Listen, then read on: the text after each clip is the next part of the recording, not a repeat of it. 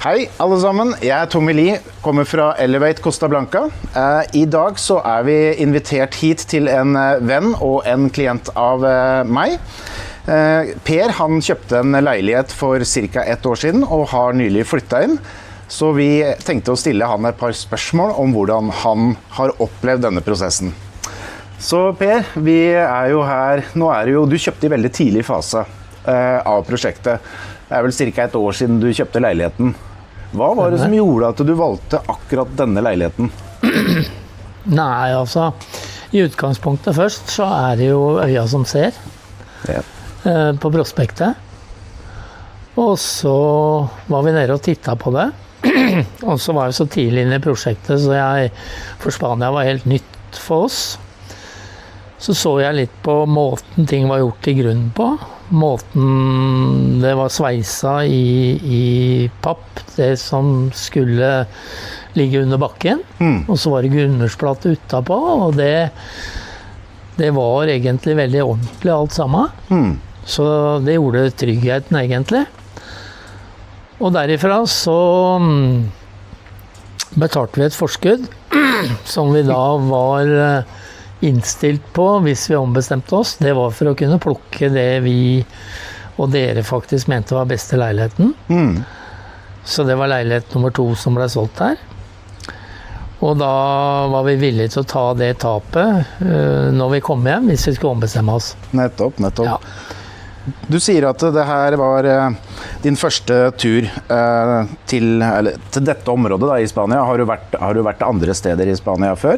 Nei, jeg har vært veldig lite i Spania. Vi har vært her nede 2 ganger og besøkt en venn som bor ca. 700-800 meter unna her. Ja. Og ble for så vidt litt bergtatt og var på besøk der når vi var her nede på visning. Stemmer. Ja. Så dette jo ditt første boligkjøp i Spania, og jeg har jo selv vært gjennom den prosessen for noen år siden, og det kan jo virke litt skremmende og kanskje litt overveldende, og alt som har med prosessen å gjøre. Hvordan var din opplevelse rundt det å kjøpe bolig her? Ja, det var jo det som var spennende da, for det mangler jo ikke hjemmefra på advarsler. Slik at vi gjorde jo vårt etter vi hadde bestemt oss. Vi hadde en bekjent advokat som taler spansk, som gjorde en oppsjekk av selskapet vi kjøpte av. Ikke megleren, men selskapet, altså utbyggeren. Og de som eier det. Og det var ikke noe rødt der. Det var bare positivt. Og det gjorde hele den prosessen, som skulle gå nesten 1 år, gjorde oss veldig trygge. Så bra. Ja. Og sånn har faktisk prosjektet gått videre. Ja. Veldig ordentlig. Og du nevnte at når du kjøpte, så du så jo ikke det ferdige produktet, så du må jo liksom gjøre beslutningen basert på 3D-bilder, informasjon du får fra utbyggeren. Og det jo til tider vanskelig for folk å visualisere seg hvordan et sluttprodukt blir. Men hvordan vil du si at prosjektet har endt opp, og hvordan har prosessen vært og oppfølgingen vært fra meg som megler og utbyggeren Mira, som utbyggeren her? Hvordan har du følt at den prosessen har gått? For det første så begynte tryggheten alt når jeg entret byggeplassen.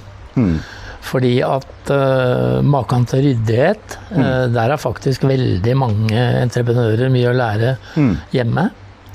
Helt strøkent, salgslokalene, inne på utbyggerområdet var helt strøkent.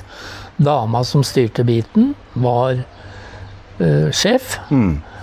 Så tryggheten startet alt der. Etter det så har vi fått jevnlig oppfølging av Tommy med bilder og informasjon hele veien. Som også har vært veldig trygt og veldig behjelpende. Så hele byggeprosessen har gått utrolig bra. Samtidig så har vi vært nede en gang og tittet og sjekket litt, vært litt nysgjerrig da. Ja. Og det bare dokumenterer trygghet i hele prosjektet, og det faktisk, Viva Life det. Ja. Det er jeg enig i. en solid og bra utbygger, og det er jo litt sånn det er jo litt vår jobb å hjelpe deg å finne utbyggere som du kan stole på. Men sånn sluttproduktet, nå sitter vi her.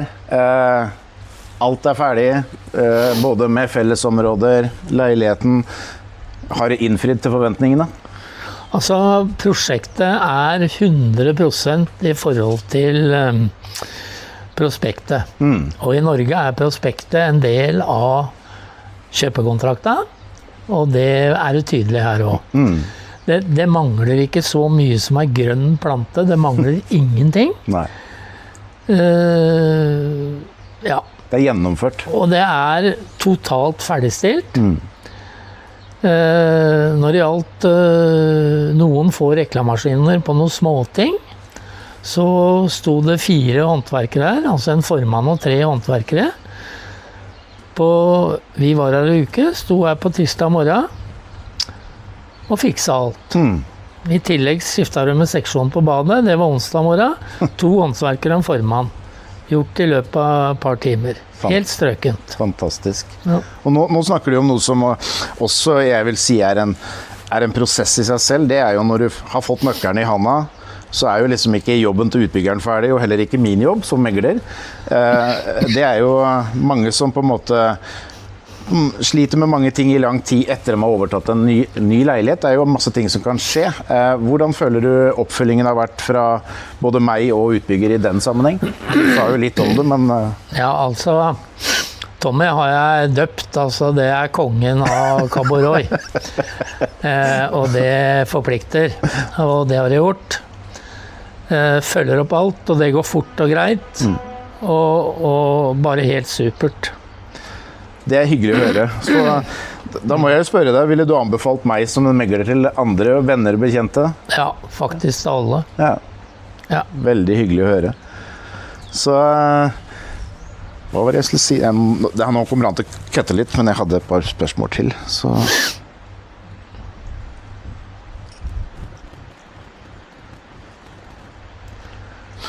ja.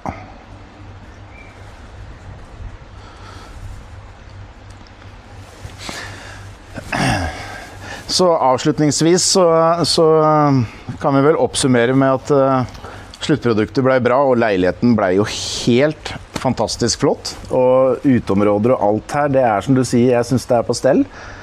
Så jeg vil takke deg for at du inviterte oss hit i dag, og at du har gitt meg tilliten i prosjektet også. Det er viktig for meg, det er jo et samspill, så kan vi oppsummere med at du er fornøyd med kjøpet? Ja. Veldig fornøyd. Ja. Både jeg og Laila. Ja. Ja. Og overtagelsen hadde vi bestemt oss for å bli med på selv, og så passet ikke det.